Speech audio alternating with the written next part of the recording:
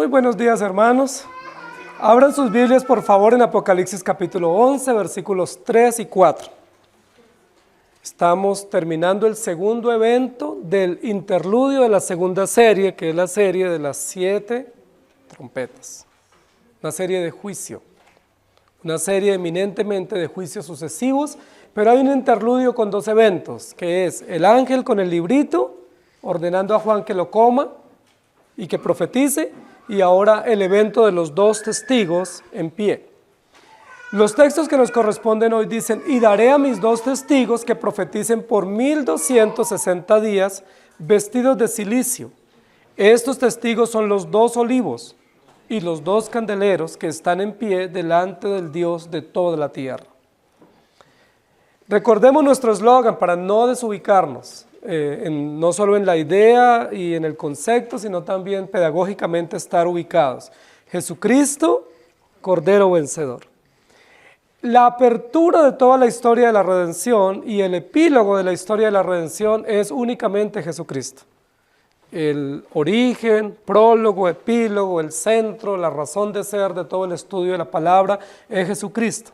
En ningún momento el centro del desarrollo de la Escritura somos nosotros. Nunca lo seremos, nunca lo hemos sido.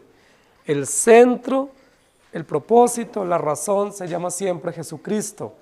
Y por eso hablamos de la historia de la redención, del pacto eterno. Este es uno de los pasajes, como muchos de los textos de Apocalipsis, que han sido tergiversados y de los cuales se ha hecho gran especulación. El texto dice: y daré a mis 2 testigos que profeticen.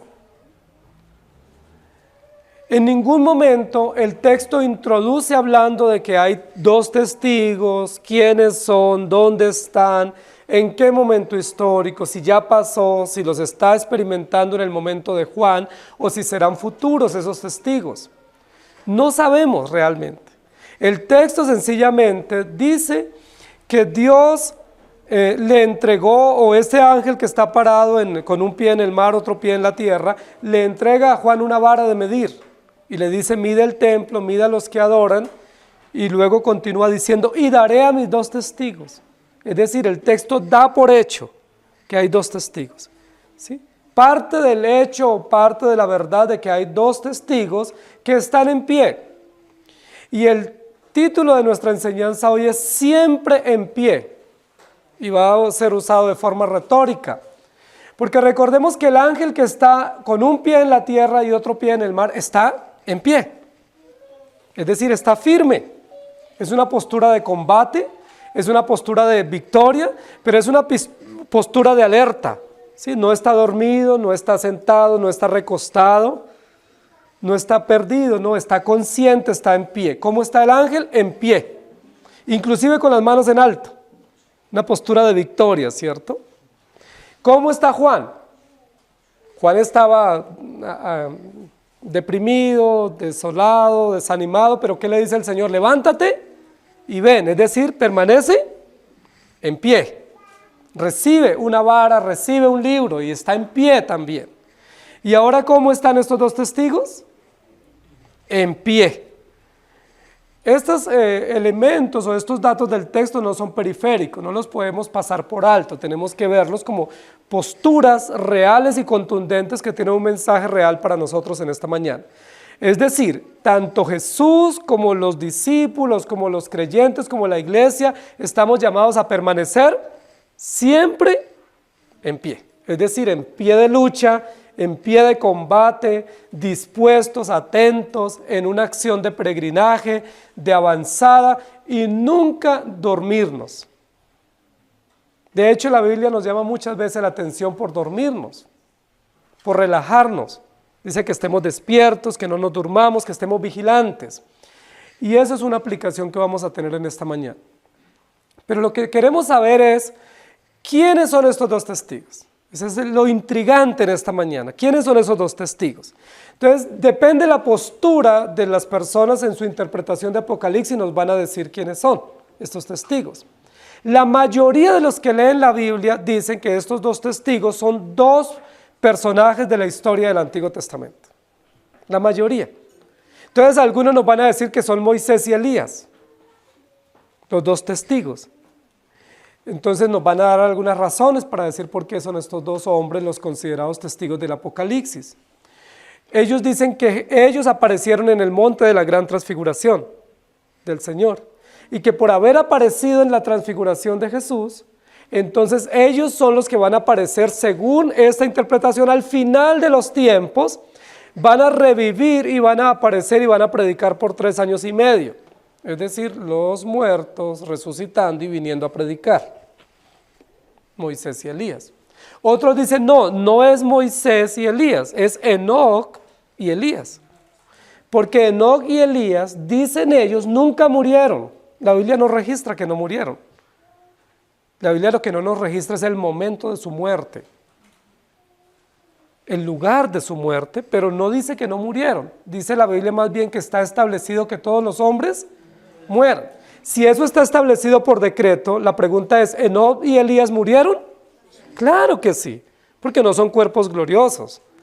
La Biblia no registra el momento ni las circunstancias de la muerte. Dice que Elías fue traspuesto en un carro de fuego y que Enoc también fue traspuesto, pero no dice que no murieron.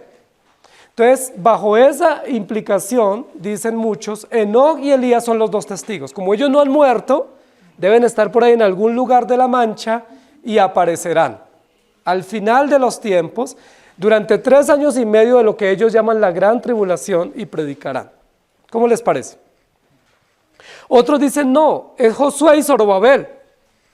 Josué y Zorobabel que vinieron y reconstruyeron el templo después del exilio y que ayudaron en la reconstrucción, o Esdras y Zorobabel, ellos son los encargados de ser los testigos de la reconstrucción del templo de Salomón. Recuerden que son muchos los que piensan que el templo de Salomón va a ser reconstruido literalmente en Jerusalén, ya lo dijimos en domingos anteriores. Entonces ellos dicen, esos son los personajes. Hermanos queridos, bajo ninguna circunstancia nosotros podemos decir que estos dos testigos son 2 personas que ya murieron. ¿Por qué? Primero porque ya murieron. Entonces no puede ser que resuciten y vuelvan a presenciar o a participar de acciones de profecía acá en la tierra, en primer lugar. En segundo lugar, no hay un dato bíblico que diga que ninguna persona resucite y que tenga que venir a cumplir una misión. Si alguien que murió tiene que resucitar para venir a cumplir una misión, significa que no ha terminado su tarea. Y la Biblia dice que cuando morimos, se termina la tarea, ya se acaban nuestras obras, nuestras tareas. Entonces no es correcto esa interpretación. Hay otros que dicen que los 2 testigos son Juan el Bautista y Jesús. Ya van un poco más contemporáneos. Que Juan el Bautista y Jesús son los 2 testigos. Hay otros que dicen, no, los 2 testigos son Jesucristo y el Espíritu Santo. Muy bien, ¿y dónde está el Padre? Esa es otra interpretación equivocada. Y otros dicen, no, los 2 testigos es el Antiguo Testamento y el Nuevo Testamento. Hay muchas interpretaciones, unas futuristas, ¿sí? Otras alegóricas, otras muy simbólicas, pero yo lo que creo es que ninguna de esas interpretaciones es correcta, por las razones que nosotros vamos a ver en esta mañana. Dice, y daré a mis 2 testigos que profeticen por 1260 días, y luego dice, estos testigos son los 2 olivos y los 2 candeleros que están en pie delante del Dios de toda la tierra. Tenemos 2 metáforas extraordinarias para nosotros no equivocarnos en la interpretación. Dios sabe que esas enseñanzas son muy susceptibles de error y Él nos da 2 metáforas para protegernos y llegar a conclusiones exactas. ¿Cuáles son las 2 metáforas? Que los 2 testigos no se parecen, no se asemejan, sino que son 2 olivos. Y que esos 2 testigos también son 2 candeleros. ¿Sí me hago entender? Y esas 2 explicaciones nos tienen que servir a nosotros de guía para no perderlo.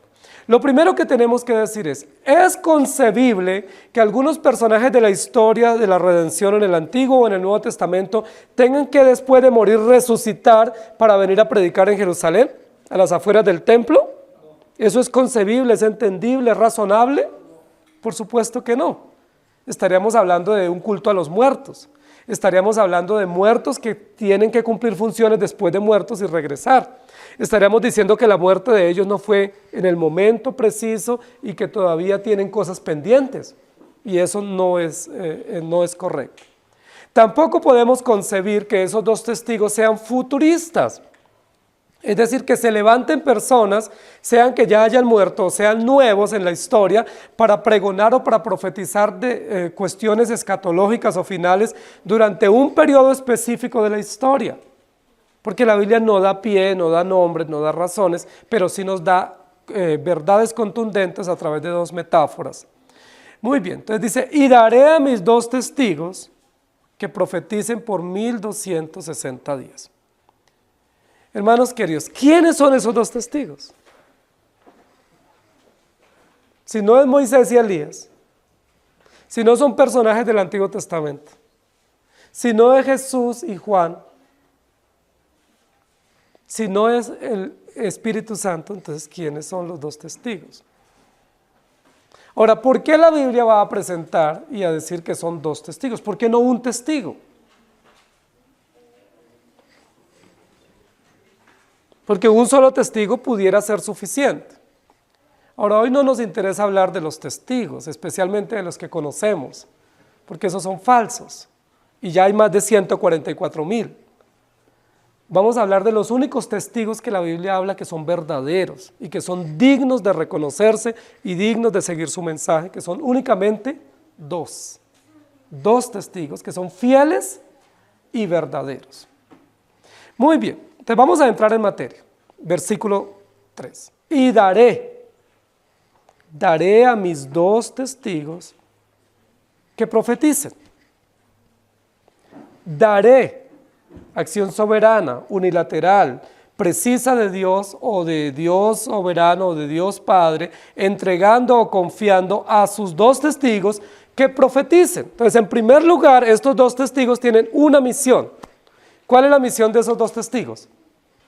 Profetizar, proclamar, anunciar, es decir, tienen un mensaje, tienen un contenido, tienen una tarea, y es pregonar un mensaje, es decir, ¿son testigos de qué? Del contenido de la palabra, son testigos de la verdad de Dios, son testigos de las profecías de Dios, las conocen y tienen el encargo de difundirlas, porque son dos testigos que están en pie con el mensaje de la palabra. Esto es muy interesante, hermanos queridos. La mayoría de los que estudiamos las Escrituras, como no tenemos mucha consistencia en el estudio y como somos muy ligeros en sacar conclusiones, decimos, pues si dice de dos testigos, son dos personas. Y ahí llegamos a una conclusión. Entonces, ¿quiénes son esas dos personas?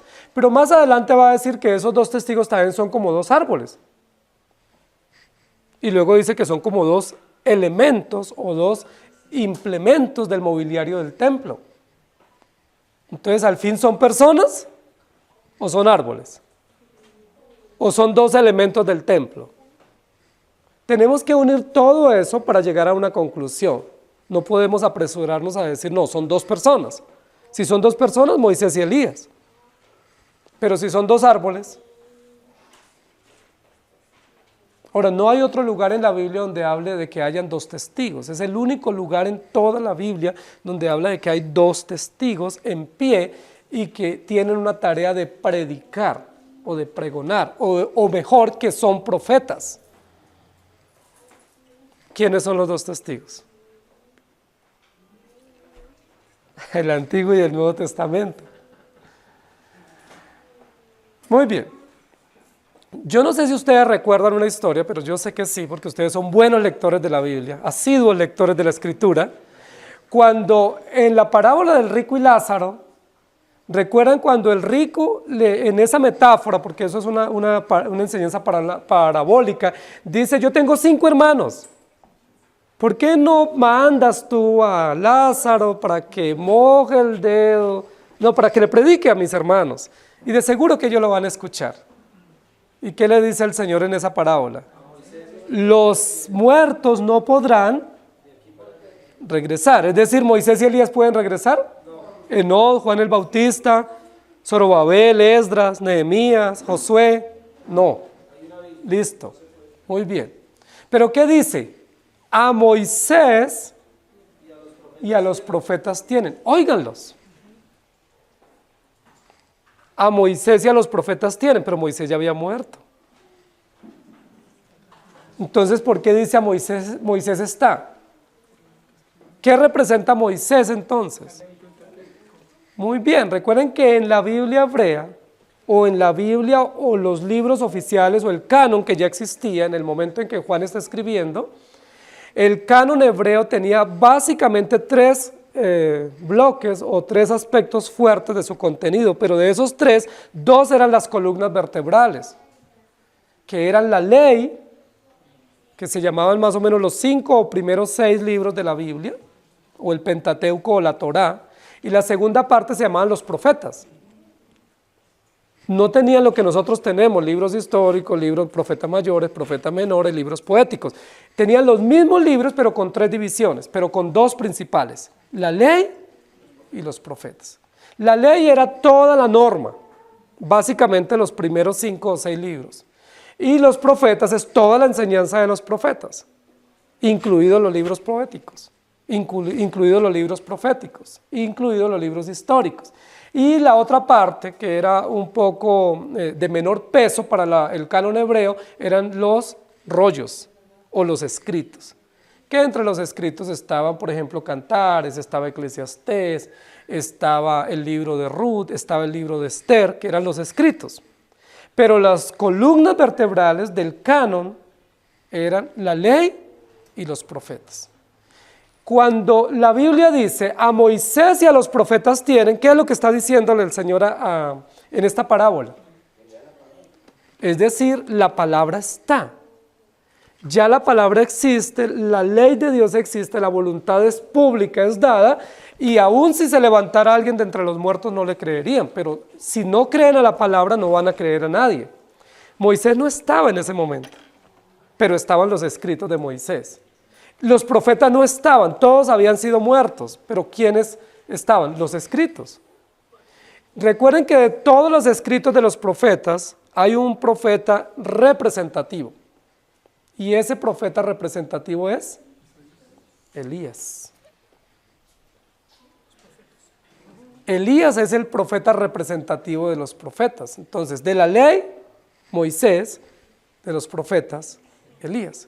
Ahora, entonces no están tan mal los que dicen que es Moisés y Elías. El problema es que ellos dicen que ellos van a resucitar y que van a ser muertos en la plaza pública ahí en Jerusalén. Y eso es un error, porque la Biblia no dice que son ellos. Lo que dice es, hay 2 testigos. ¿Cuáles son los 2 testigos? Los escritos de la ley y los escritos de los profetas. Es decir, toda la norma de Dios y todo el anuncio del evangelio que se dio a través de los profetas. ¿Me hago entender?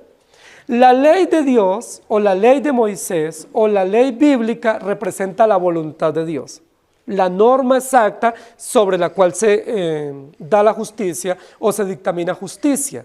Y todos los escritos profetas, ¿en qué estaban enfocados? En el anuncio de Cristo, muy bien. Entonces la ley, la voluntad perfecta de Dios, base de justicia, y los profetas, el evangelio de esperanza o la gracia o el Mesías. Entonces cuando dice la Biblia, Moisés y a los profetas tienen, es la ley y las profecías están dadas. La ley que anuncia la voluntad soberana de Dios y las profecías del Mesías, que anuncian que hay esperanza, es decir, justicia y misericordia, o ley y profetas, o norma y esperanza mesiánica. ¿Me hago entender? Entonces, cuando dice los 2 testigos, no se refiere a 2 personas, como rápidamente nosotros pensamos en que es así. Cuando dice hay 2 testigos, hay una palabra pública que fue dada en la historia a través de hombres, profetas y escritores, pero que representan 2 columnas estructurales del conocimiento de Dios, de la revelación de Dios y de la fe nuestra, y es la palabra de nuestro Dios. Hoy en día tenemos los 2 testigos, ustedes los tienen en sus manos. Es la palabra de Dios. Ahora alguien dirá, ¿y entonces dónde queda el Nuevo Testamento? El Nuevo Testamento se estaba escribiendo, todavía no era un canon constituido o no estaba un canon organizado y oficial, eran rollos sueltos, recuerden. Pero el canon hebreo o el canon griego ya estaba constituido con los libros del Antiguo Testamento. Por eso en varias oportunidades dice, a Moisés y a los profetas tienen, en varios lugares del Nuevo Testamento dice, o la ley y los profetas, ¿se recuerdan? Entonces, esos dos testigos, ¿cómo están? En pie, firmes. La palabra de Dios permanece para siempre. La ley de Dios, sobre la cual Dios dictamina justicia, está firme. No se mueve, no se puede mover, no hay ningún sistema que pueda alterar o abrogar la ley de Dios sobre la cual se establece justicia, porque son principios absolutos, permanentes, perfectos. Y las profecías de Dios, ¿quién las puede invalidar? Nadie, no ha habido, no habrá nunca nadie que pueda decir esta profecía no se va a poder cumplir, porque lo que Dios dice es sí y amén y ha tenido fiel cumplimiento. Entonces, cuando la Escritura dice, y daré a mis dos testigos, fíjate que dice mis dos testigos. ¿Quién está hablando? Está hablando Dios, simbolizado a través del ángel que está con un pie en el mar, otro pie en la tierra, que tenía el rollo en su mano y que le daba a Juan para que coma. Él dice, yo daré a mis dos testigos, es decir, yo validaré todos los escritos sagrados que anuncian de mí, o que estructuran el contenido del pacto eterno de la redención. ¿Sí me hago entender? Es decir, Dios mismo está autenticando su palabra, está dando cumplimiento a su palabra y está atestiguando que es ella la que da testimonio de él. Recuerden que los hombres no podemos dar testimonio fidedigno de Cristo, ni de la veracidad del pacto. El único que da testimonio de sí mismo es él mismo, y es un testimonio verdadero. Por eso Jesús dice que Él es el verbo y que el verbo se hizo carne y que la palabra que es el verbo escrito da testimonio de que el verbo encarnado vino y cumplió la palabra escrita. Es decir, los dos testigos es la misma palabra de Dios que a lo largo de la historia se ha cumplido. ¿Sí me hago entender? ¿Hay alguna duda? Y daré a mis dos testigos, ¿qué? ¿Cuál es la tarea de los dos testigos? Que profeticen. Es decir, ¿cuál es la tarea de la palabra de Dios? Anunciar, proclamar, difundir, pregonar, ¿qué? El mensaje del reino, el pacto eterno de redención, las profecías y anunciar toda la justicia de Dios basada en la norma escrita. Yo mismo daré a ellos que profeticen. Es decir, la palabra de Dios en sí misma tiene una tarea o tiene una misión y es proclamar el mensaje del reino de Dios. Nosotros hemos pensado que esa tarea es propia nuestra y nosotros tenemos una tarea delegada de predicar el evangelio, pero quien tiene la tarea oficial, absoluta, eterna, inerrante de proclamar la verdad de Dios es la misma Escritura. Por eso dice la Biblia que la palabra permanece para siempre, que el cielo y la tierra pasarán, pero su palabra no pasará, que su palabra es fiel, es segura, que es espada y todas las metáforas que va a usar la Escritura. Entonces, ¿qué es o quién es lo que siempre va a permanecer en pie? La palabra de Dios, que atestigua de qué? De la justicia de Dios, que atestigua de la verdad de Dios y anuncia las profecías concernientes a Jesucristo. ¿No es eso maravilloso? Si dijéramos que los testigos son Moisés, ¿qué garantía tenemos de que Moisés no vuelva a cometer los errores que cometió? Si decimos que los testigos son hombres falibles, como todos los que conocemos de la historia, pues no tendríamos ninguna garantía de que ellos permanezcan en pie. ¿Cuál es la única garantía que tenemos nosotros?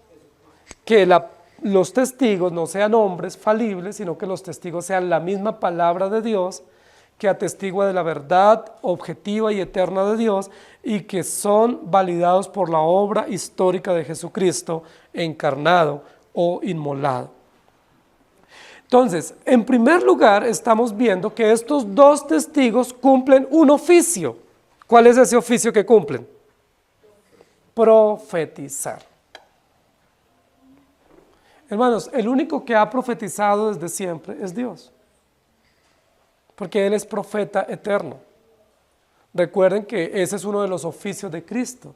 Aunque hubo un sistema profético en el pueblo hebreo, realmente ese oficio profético estaba anunciando del verdadero profeta que es Jesucristo. Y le daré a mis 2 testigos que profeticen por 1260 días. Noten, hermanos queridos, y ahora vamos a hablar un poco más al final sobre esta cifra o este dato numérico. Aquí lo más importante es que los 2 testigos predican o profetizan. Entonces, ¿cuál sería la aplicación práctica para nosotros? Si la palabra de Dios está en pie, ¿cómo debe estar la iglesia? En pie. ¿Y qué debemos estar haciendo en pie? Predicando. Y esto es un llamado interesante, porque el momento histórico para la iglesia en la cual está Juan escribiendo, y el momento histórico para Juan era de desánimo, de angustia, de persecución, de miseria. Y cuando uno está perseguido, cuando uno está atribulado, cuando está desanimado, está afligido, lo menos que uno quiere es permanecer de pie. Si uno se deprime, quiere estar o bien ahí agachado o acostado. Y si uno está humillado, pues uno quiere salir corriendo. Pero no quiere permanecer en pie. Dios dice, en medio de cualquier situación, la iglesia debe permanecer en pie y en pie obrando, es decir, predicando el evangelio, porque los 2 testigos, que son la palabra de Dios, dan fe de que lo que estamos pasando es permitido por Dios para su propia gloria. En cualquier situación o circunstancia, la iglesia debe permanecer en pie y no debe desanimarse en ninguna situación. Apocalipsis 6:9. Cuando abrió el 5º sello, vi bajo el altar las almas de los que habían sido muertos por causa de la palabra de Dios y por el testimonio. Recuerden que Jesucristo en el Apocalipsis capítulo 1 dice, yo soy el testigo fiel y verdadero. Fiel y verdadero. 2 características de ese testimonio, pero está hablando de Cristo. Y luego aquí va a decir, daré a mis 2 testigos que profeticen. Entonces, en primer lugar, los 2 testigos no son 2 personas, no son 2 periodos históricos, no son 2 realidades históricas. Los 2 testigos representan todo el consejo de Dios, toda la escritura que es inspirada y que muestra la voluntad de Dios y que anuncia las profecías mesiánicas, o que nos muestra la justicia y la misericordia de Dios en todo su esplendor. El texto continúa diciendo, estos testigos son o están vestidos de cilicio. Y por eso muchos de nosotros nos confundimos, porque dice que pareciera que son 2 hombres que están con un vestido especial. El vestido de cilicio era una ropa áspera que usaban los hebreos o las sociedades antiguas especialmente para expresar dolor, angustia o muerte. Era un vestido de luto. ¿Sí? Se hacía de una tela áspera, muchos o en su mayoría se hacía de piel de cabra y se usaba para ocasiones de luto, cuando había una angustia nacional, cuando había una catástrofe, cuando esa persona estaba muy adolorida porque había muerto un ser querido. En nuestro país yo recuerdo hace muchos años que las personas en su tiempo de luto se ponían un vestido negro y vestían así durante muchos días. Era para mostrar que había dolor. Solo con ver a esa persona vestida de ese color no sabía está de luto o está de duelo. Sí, perdió un ser querido. La Biblia dice que estos testigos van vestidos de cilicio. Entonces ahí ya tenemos que pensar, o sea, ¿qué es lo que está diciendo la Biblia? Que la escritura está vestida de cilicio o encuadernada con el dolor y la angustia, o que la escritura respalda, consuela, fortalece a aquellos que a lo largo de la historia van a pasar aflicción y dolor, o que todos los creyentes y la iglesia en todos los periodos de la historia pasará aflicción y dolor, pero el Señor estará en pie dándonos valor y confianza y fortaleza en medio de la angustia. Probablemente lo que la escritura está diciendo es, los creyentes aquí en la tierra pasamos aflicción, muchas veces tenemos que estar vestidos de dolor, vestidos de angustia, vestidos de desolación, vestidos de desánimo. Pero aunque estemos vestidos de desánimo, la palabra de Dios permanece y atestigua que Dios es fiel y verdadero y debemos permanecer en pie. ¿Me hago entender? Es decir, bajo ninguna circunstancia se nos permite, aún en el momento de dolor, desanimarnos o relajarnos. Pero me gusta mucho esta alusión que hace el texto, porque el texto de manera implícita reconoce que hay momentos de aflicción para la iglesia. Recuerden que nosotros vivimos en un momento donde la fe que se pregona habla de prosperidad y cero dolor, cero sufrimiento, cero adversidad. Pero nosotros sabemos por la realidad de vida y por las escrituras que realmente mientras estemos aquí habrá mucho dolor. ¿Alguno de ustedes ha tenido algún dolor? Aflicción, angustia, frustración, se ha sentido muy triste, ha habido momentos de mucho desánimo donde usted piensa que se muere, que usted no tiene alientos para seguir, que no tiene fuerza, que usted piensa que lo mejor es como rendirse. ¿Nos ha pasado? A todos y nos va a seguir pasando. Donde pareciera que el vestido permanente de nosotros es cilicio, es vestido de aflicción, vestido de amargura, vestido de muerte. Y muchas veces no solamente nos vestimos así, sino que el semblante nuestro indica eso. Y a veces no es solo el semblante, a veces es toda nuestra actitud. Pareciera que fuera un pan de angustia, un pan de dolores, una vida de amargura la que vivimos. La Biblia dice, aunque pasemos por esos momentos, hay que estar siempre en pie, porque la palabra atestigua que eso va a pasar. Es decir, no nos sucede nada nuevo que Dios no haya determinado. No nos está pasando nada nuevo a la iglesia que la misma Escritura no haya profetizado. La Escritura dice en todos los profetas que habría dolor, persecución, aflicción. De hecho, por eso Isaías profetizó desnudo un tiempo. ¿Se acuerdan? Y Jeremías profetizó con un cinto. Y Jeremías profetizó dentro de una caverna. Y todos los profetas anunciaron con muchas maneras que la iglesia y los cristianos íbamos a pasar por muchas persecuciones. Pero ¿quién da testimonio de la persecución de la iglesia? La palabra de Dios. Los dos testigos. La ley dice que los pecadores sufriremos y los profetas dicen que los creyentes sufriremos. La ley y los profetas nos anticipan. Son testigos y dan testimonio de que pasaremos persecución.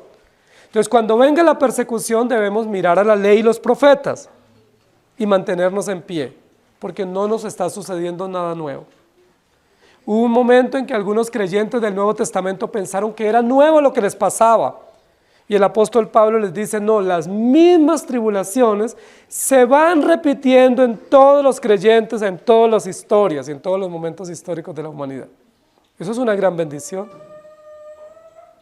Cuando nos sintamos desanimados, afligidos, acongojados, cuando el peso de la prueba o la opresión de las circunstancias nos acechen, tenemos que recordar que las mismas tribulaciones han pasado todos los hombres de Dios a lo largo de la historia. Porque a veces ponemos a Abraham en un pedestal, padre de la fe, y olvidamos que él pasó las mismas circunstancias que nosotros, que su fe fue puesta a prueba, que su vida y su carácter fue puesto a prueba y que muchas veces falló y que lo único que lo mantuvo firme fue la palabra de Dios, que es lo que nos mantiene firmes a nosotros. Siempre en pie, y daré a mis dos testigos que profeticen vestidos de cilicio, es decir, dando esperanza, confianza y fortaleza en medio de las adversidades. El segundo ejemplo que la Biblia nos da para esta verdad es, estos testigos son los dos olivos.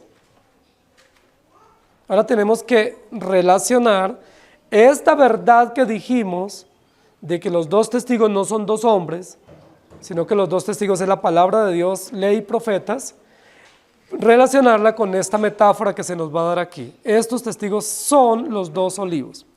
Ahora, queridos hermanos, miremos lo siguiente. El libro de Apocalipsis usa muchos símiles, muchas comparaciones, ¿cierto? Como, semejante a, parecido a, pero en esta oportunidad no dice estos dos testigos son como o semejante a dos olivos. No es un símil, sino que es una afirmación. Estos dos testigos son, no parecen, son dos olivos o los dos olivos. Y yo quiero que pensemos un poco en esto. En primer lugar, el olivo era uno de los árboles más preciados por los hebreos.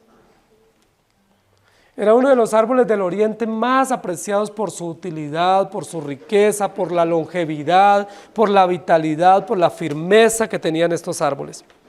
Los olivos en ningún momento nos pueden representar a nosotros, porque primero nosotros no somos longevos. Por el contrario, más bien la longevidad se va cortando.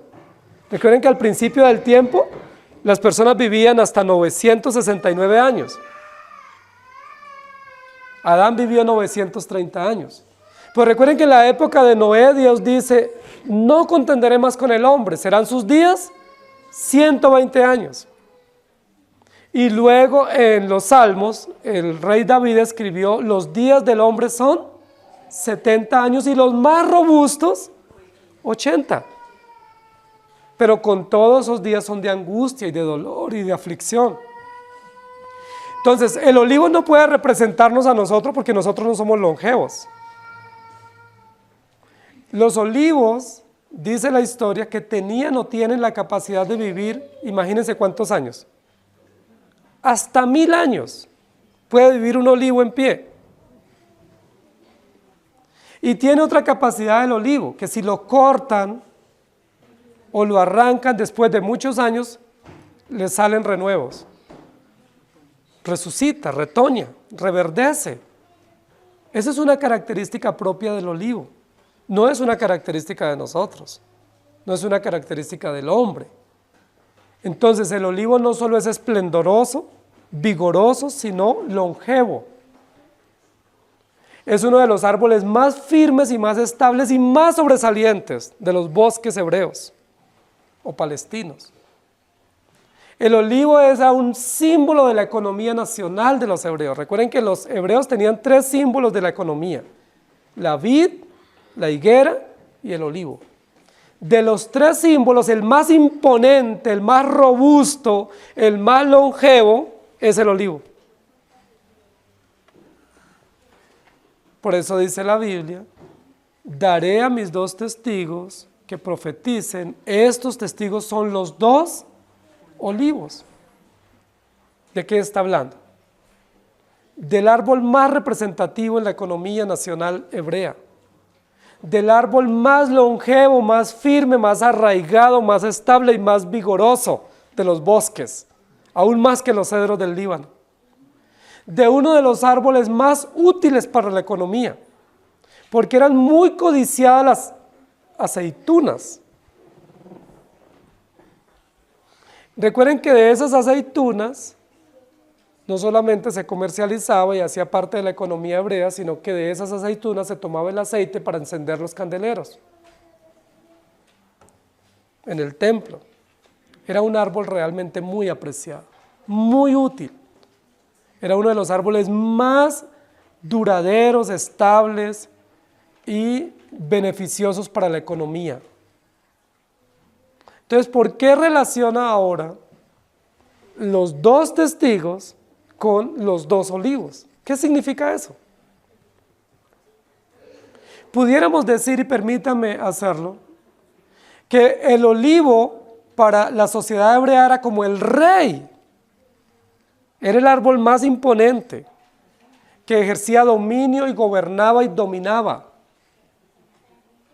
Y ya dijimos que los 2 testigos representan la palabra de Dios, es decir, la voluntad de Dios para el creyente, para que profetice y para que viva. Ahora, ¿cómo podemos entender estos 2 olivos? Porque no vamos a decir que son otros 2 testigos, son los mismos testigos. Y estos 2 testigos son los 2 olivos. Recuerden, hermanos queridos, que el propósito de Dios es tener una nación. El propósito de Dios no es tener personas salvas solamente, sino que esas personas conformen una nación. Y que esa nación sea próspera. Y que esa nación sea económicamente buena. Y que esa nación sea gobernada legal y rectamente. El plan de Dios no es solamente tener creyentes individuales, sino una nación. Esa nación se llama el pueblo de Dios. Y ese pueblo de Dios fue representado en la antigüedad a través del pueblo hebreo. Por eso hablamos de la teocracia, por eso hablamos de la monarquía, por eso hablamos de una nación gobernada con leyes justas.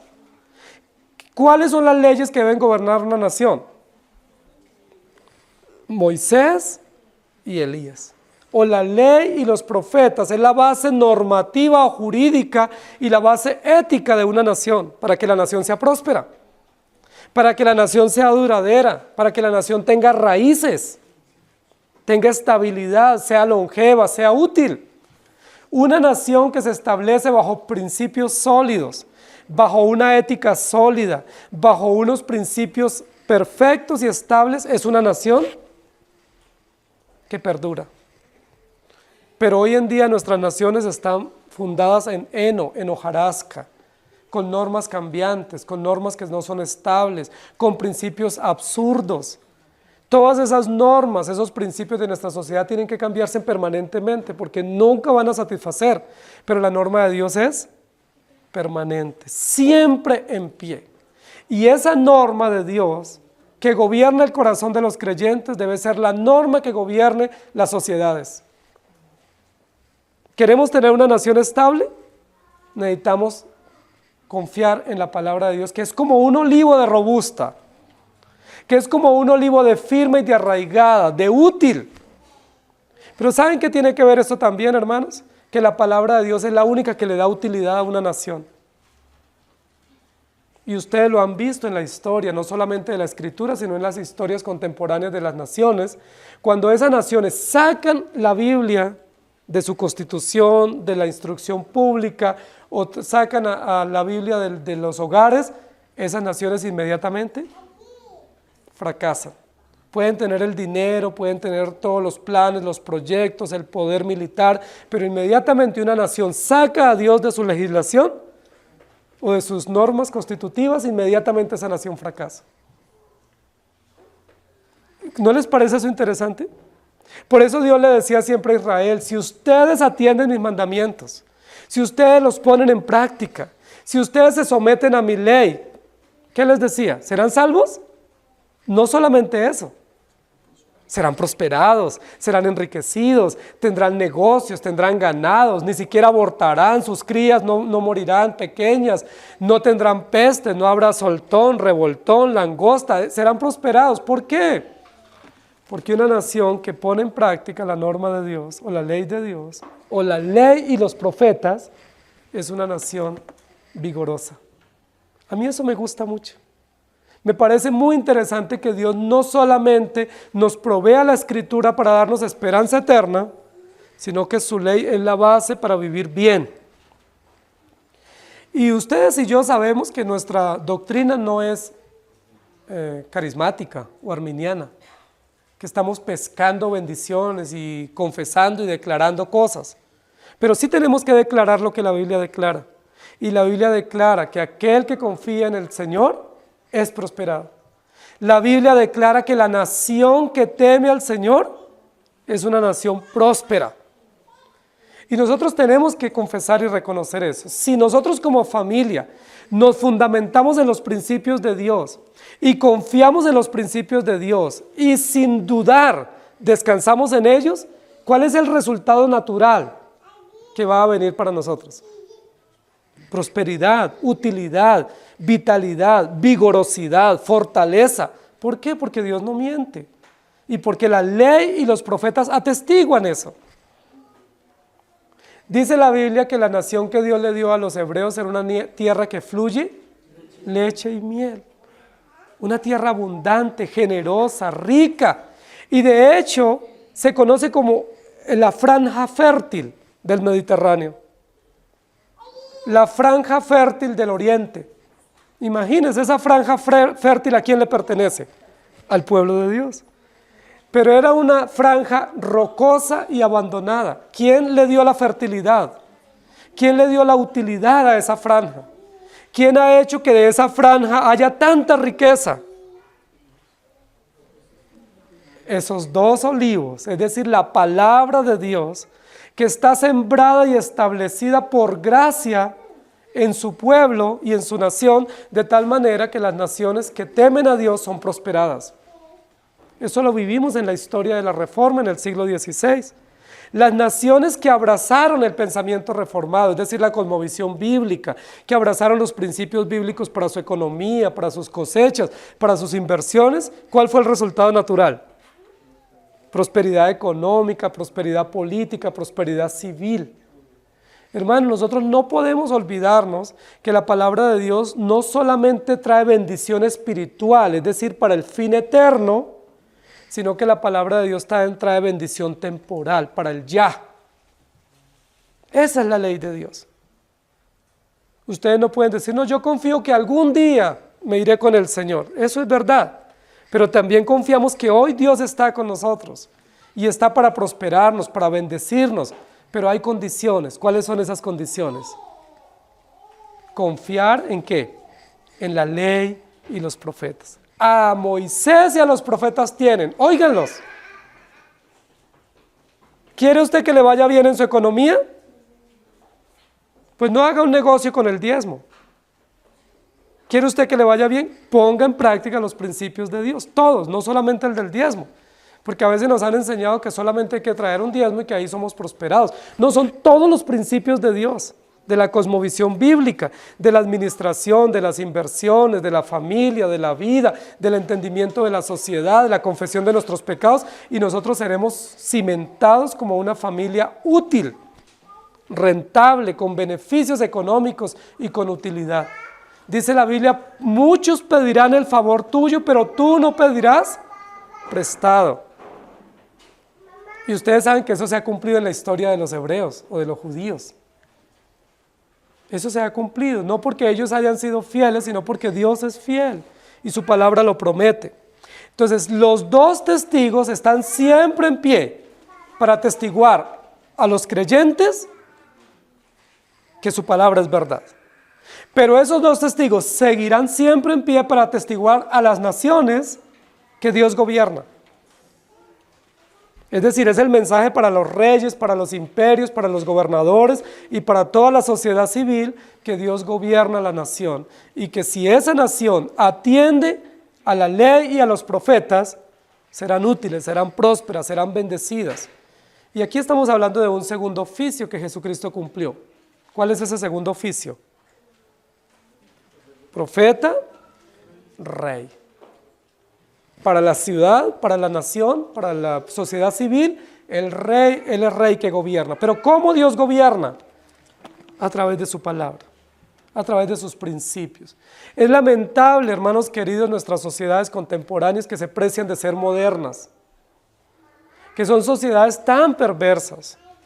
Y cuando ustedes miran las noticias, escuchan algunos documentales, yo no sé qué pasa en sus corazones, pero es tan doloroso nuestra sociedad. Cómo nuestra sociedad se pervierte cada día más, no tiene principios absolutos, no tiene normas absolutas, no reconoce al Creador, no reconoce nada. Todo vale, todo se permite en esta sociedad. Y uno dice, ¿por qué? En el caso de nuestro país, es un país muy rico, tiene tanta riqueza natural y mineral y tanta riqueza humana. ¿Por qué vivimos en miseria? ¿Por qué somos uno de los países más corruptos del mundo? Somos uno de los países más injustos del mundo. Somos uno de los países donde se mueren muchos niños en gestación y muchos niños recién nacidos por muerte súbita. ¿Por qué? ¿Por qué hay tanta muerte, tanta miseria, tanta droga, tanta prostitución? Nuestro país es uno de los destinos preferidos en el mundo para destino turístico sexual. ¿Por qué? Aquí está la razón. Porque teniendo esos dos olivos, que es la ley y los profetas, nuestra nación dijo, no queremos saber de Dios. Eso han hecho nuestros gobernantes, del color que sea.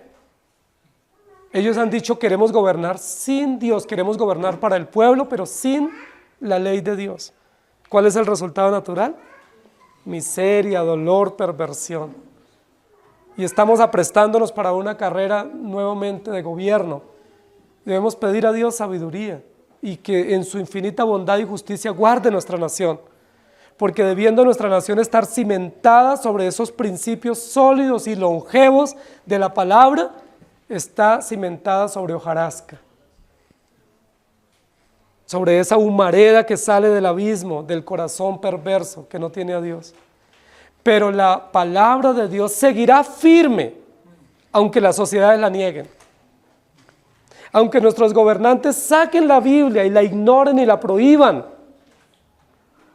seguirá firme como un olivo, siendo testigo y siendo testimonio de que Dios es verdad y que su palabra permanece para siempre. Y nosotros somos testigos como iglesia de que Dios nos puso para hacer luz en medio de la oscuridad. Hermanos, ustedes y yo no somos olivo, ustedes somos pecadores redimidos.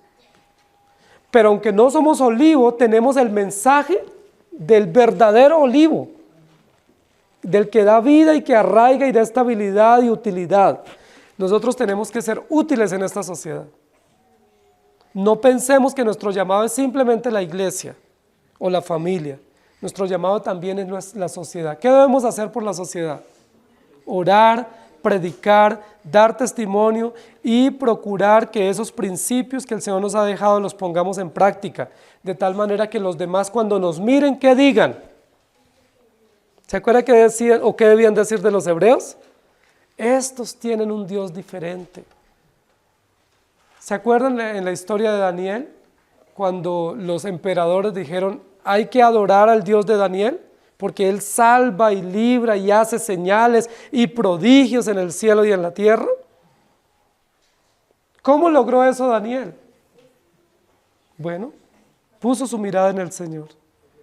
Se mantuvo firme en los principios. La Biblia dice, conviértanse ellos a ti y tú no te conviertas a ellos. Pero lamentablemente la sociedad ejerce tanta presión y nuestro corazón es tan malo que nosotros terminamos doblegándonos a los principios del mundo y no manteniéndonos firmes como un olivo a los principios del Evangelio. Los principios están estables. La orden es estar de pie. ¿Pero de pie en qué? No caminando al mundo, sino siendo testigos verdaderos de que en quién creemos, quién es nuestro Dios. Mira, hay muchas iglesias que han entendido las doctrinas bíblicas, pero como este tipo de doctrinas no dan utilidad en el sentido que ellos la buscan, entonces dicen, no, yo mejor le pongo ahí el concierto y la cámara de humo y un show de milagros y sembramos y pactamos y ahí nos va mejor. Y muchos de nosotros lo hemos hecho así también en los principios de la vida, de la familia, de la economía. No confiamos en los principios de Dios, entonces confiamos en el mundo.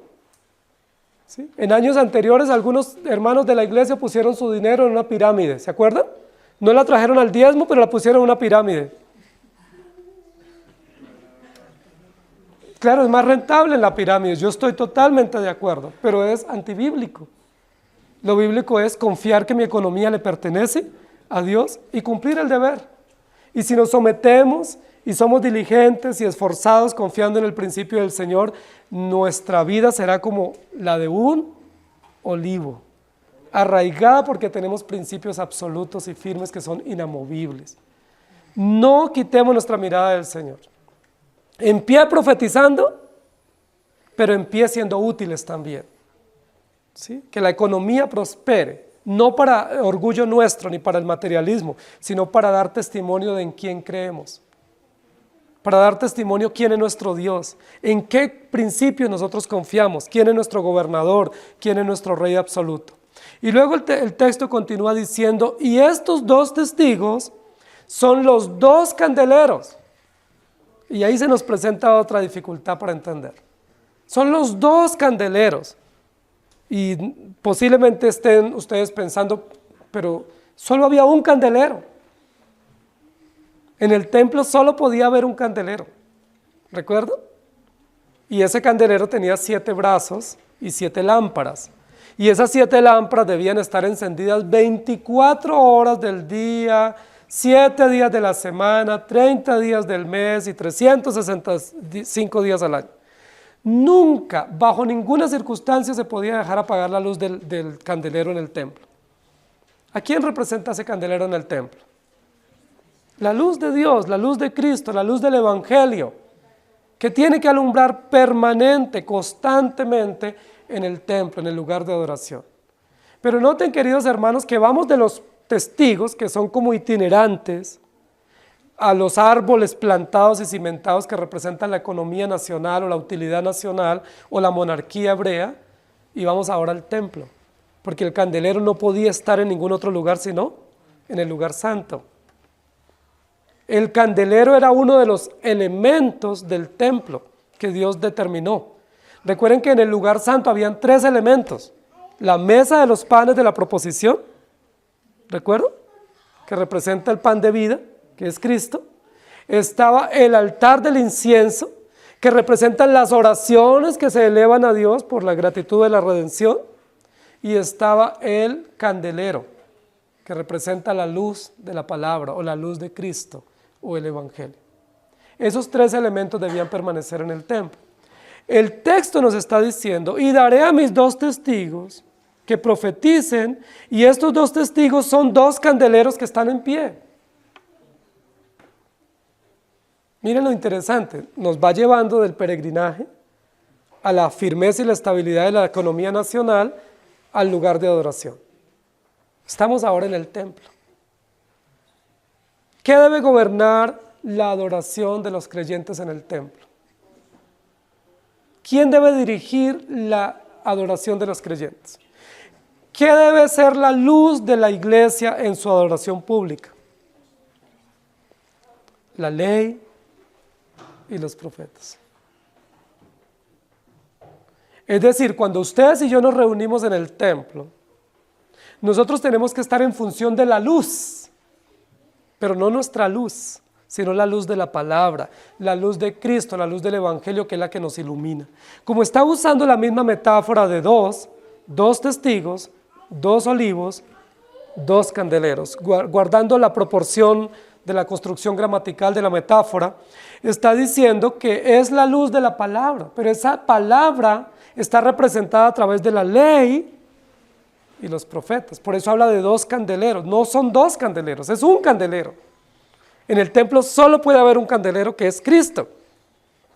Pero Cristo, en la historia de la construcción del canon o de los escritos sagrados, estaba representado por 2 aspectos, que era la ley o la norma de justicia y el evangelio. Ley y gracia son la verdad completa del evangelio. ¿Recuerdan cuando hablamos de profetiza, anuncia y denuncie? No solo muestre la esperanza, también muestre la condenación. No solamente muestra el pecado, también muestra la oportunidad. Esa es la verdad del evangelio. Y aquí en este momento está diciéndonos el texto, los 2 candeleros. Y a mí esto me encanta, hermanos queridos, porque cuando nosotros llegamos al templo, ustedes y yo no venimos con luz propia, ni brillamos con luz propia. Nosotros somos tan opacos, tan oscuros, tan tenebrosos. Nuestros pensamientos, nuestras acciones son tan nefastas que nos da vergüenza que salgan a la luz. Pero cuando nosotros llegamos al templo, hay una luz diáfana, permanente, que brilla y que irradia nuestra conciencia, que se llama la palabra de Dios o el evangelio de nuestro Señor Jesucristo. Y eso es maravilloso. Todos llegamos aquí a abrigarnos con esa misma luz. Todas nuestras miserias tenebrosas y oscuras salen a la luz de la palabra. Lo que está diciendo aquí es, cuando adoramos a Dios, solo tenemos que estar en función de la luz de la palabra, no en función de agradarle a nadie, no en función de la vergüenza que nos pueda producir algo o alguien, no del honor nuestro. El honor de nosotros no vale absolutamente nada. Nuestra honra, nuestra posición no vale nada. Lo único que vale es la luz de Cristo, la seriedad, la firmeza, la gracia, la bondad de la palabra. Cuando ustedes y yo nos reunimos, solo tenemos un objetivo en esa reunión, en esa adoración, y es mirar la luz de Cristo. ¿Me hago entender? Es decir, cuando ustedes y yo venimos acá, no es para encontrarnos con otros, para saludarnos, para almorzar juntos, no, eso es secundario. El único objetivo que tenemos es ser expuestos a la luz, es alumbrar nuestras acciones con el Evangelio. Y para eso tenemos a Moisés y los profetas, es decir, la Escritura. No son dos mensajes, no son dos partes separadas, es una sola palabra, pero representada aquí a través de dos elementos que son el juicio y la misericordia. La ley y los profetas tienen, óiganlos.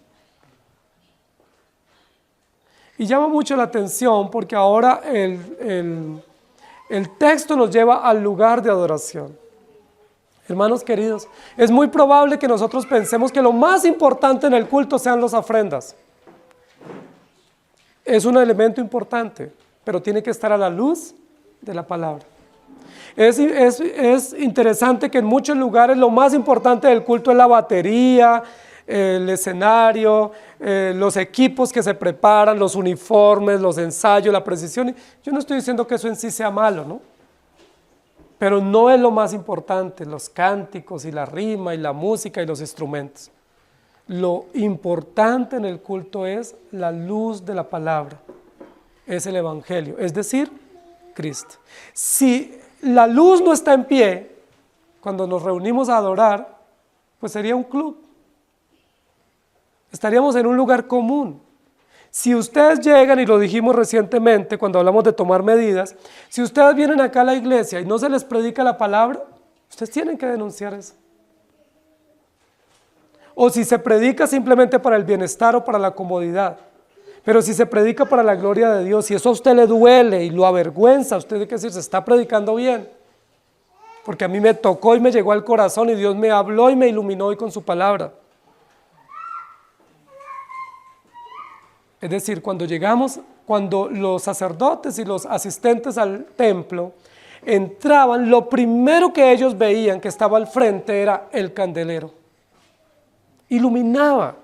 Imagínense ese candelero con 7 lámparas en un recinto pequeño y con lámparas de aceite de oliva que ilumina tan nítidamente, de forma tan brillante. ¿Cómo sería ese auditorio? Hermosísimo. Cuando ustedes y yo adoramos a Dios, el centro de la adoración es la palabra de Dios. Tiene que haber palabra, no solo leída, sino predicada y meditada. Y cuando ustedes y yo nos rendimos no a una persona, nos rendimos a la palabra. ¿Sí me hago entender? ¿Quiénes son los dos testigos?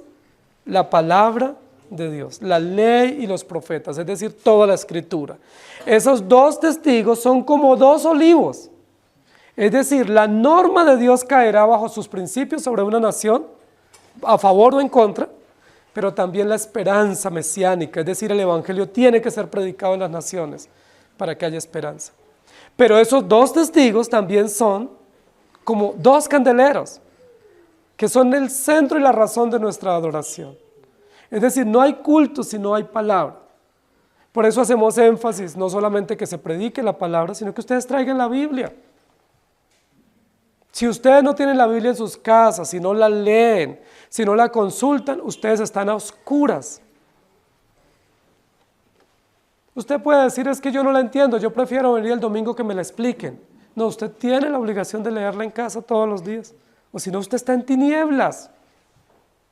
¿Cómo va a salir a la luz su pecado y cómo va a traer esperanza y cómo va a ser exhortado si no lee la palabra?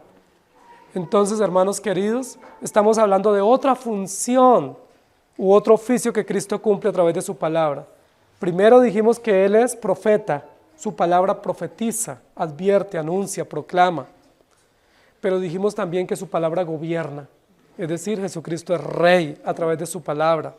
Pero ahora estamos diciendo en el templo que Jesucristo oficia como sacerdote, porque era el lugar exclusivo de los sacerdotes. Los sacerdotes eran los que mediaban entre Dios y el pueblo, dándoles esperanza segura de redención basados en la palabra de Dios. Es decir, Jesucristo cumple 3 oficios perfectos. Él es verdadero y único profeta, verdadero rey y único sacerdote o sumo sacerdote. Y todo eso lo hace a través de la palabra de Dios. ¿Sí me hago entender? Y daré a mis 2 testigos que profeticen. Es decir, dejaré que mi palabra esté en pie y que los oficios que yo cumplo, dice Cristo, sean evidentes y permanentes en cualquier momento de la historia, ¿cierto? Como rey, como profeta y sacerdote. Es decir, que nuestra predicación, que nuestra utilidad y que nuestra adoración estén centrados únicamente en la palabra de Dios. Ahora, yo no sé por qué ahí nos pone a nosotros como en un segundo plano, porque tenemos una función. Cuando habla del dolor y de la aflicción, la palabra no sufre aflicción. ¿Quiénes sufrimos aflicción? Aquellos que creemos en la palabra. Sufrimos aflicción de dos maneras. Una, por nuestro propio pecado, y que la palabra lo amortigua, lo mortifica. Recuerden la amargura del vientre, la indigestión. Pero también sufrimos aflicción a causa de ser testigos de la palabra. ¿Se acuerdan los mártires bajo el altar? ¿Ellos por qué murieron? Por el testimonio de la palabra. Es decir, ellos se vistieron de cilicio, pasaron aflicción.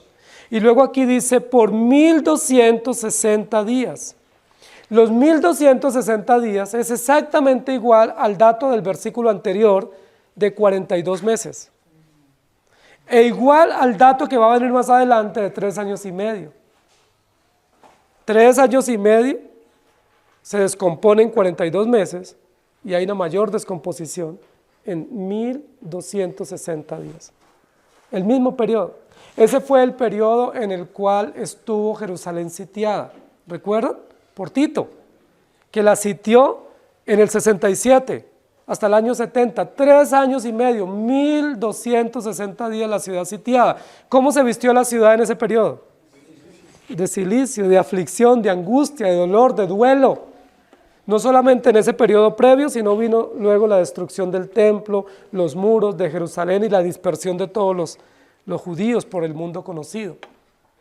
Hermanos queridos, cuando la palabra dice, daré que profeticen por 1260 días, puede estar haciendo alusión a ello. Algunos dicen que está hablando de la gran tribulación y el periodo de los 7 y la última semana de Daniel. Bueno, ahí tenemos unas diferencias de interpretación. Pero lo que yo creo es que está haciendo alusión a ese momento histórico. Probablemente también haciendo mención a Elías, a los 3 años y medio, ¿recuerdan de Elías? O los 1260 días en los cuales no llovió, que Elías tuvo que huir, ¿recuerdan? Y que vivió el desierto, la angustia, la hostilidad de la persecución y la soledad, cuando estuvo en depresión, cuando quería morirse, cuando se vistió de cilicio y dijo que no iba a comer más. ¿Sí me hago entender? El Señor tomando momentos históricos para decirnos que en la aflicción, en la soledad, sea de 1260 días, o sea de 3 años y medio, o sea de 42 meses, ¿qué permanece en pie? La palabra de Dios, las promesas de Dios no se invalidan, porque no duran 1260 días las promesas, duran miles de años, como el olivo, que es el árbol más longevo y más arraigado y más útil, que refresca y oxigena y da vida y protección. Hermanos queridos, terminamos. Ustedes y yo estamos llamados a permanecer siempre en pie. ¿Están en pruebas? No se duerman, no se relajen. Estamos en prueba, permanezcamos en pie. Estamos en adversidad, en pie. Estamos en gozo, en pie. Predicando, siendo útiles y adorando a nuestro Dios. En cualquier escenario donde Dios nos ponga, nosotros tenemos una tarea profética también de ser testigos. ¿Qué atestiguamos los creyentes? Que somos pecadores, pero Cristo murió por nosotros. ¿Qué testimonio damos a una iglesia? Que aunque estamos en tribulación, es una leve tribulación momentánea que produce un peso mayor de gloria. ¿Qué le atestiguamos a esta nación? Que aunque esta nación ignore a Dios, nosotros nos basamos en ciertísimas y eternas promesas y no las vamos a negociar. No porque no deseemos, sino porque estamos gobernados por nuestro Dios. Principios absolutos, verdades absolutas, siempre en pie, o como dijeran en el argot militar, en pie de lucha.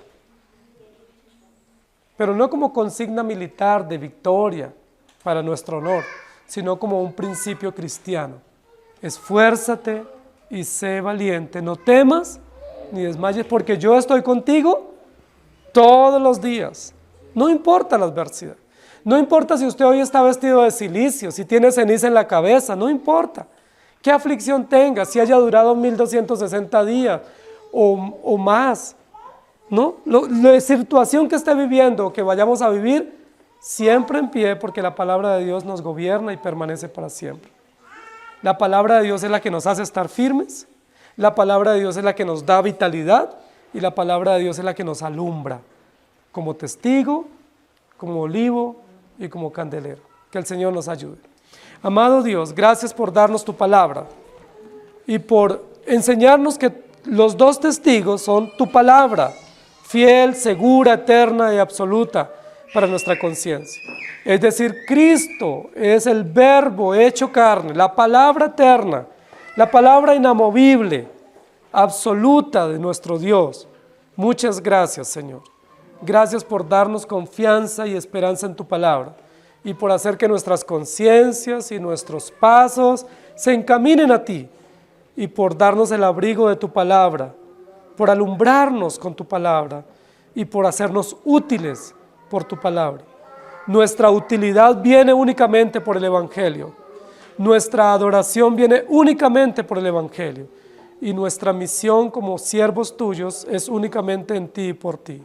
Gracias te damos, porque somos testigos de la preciosa obra de Cristo, y somos testigos de la palabra, y somos testigos de la redención que tú has obrado en nosotros, pese a la indigestión que eso produce por el dolor y por nuestros pecados.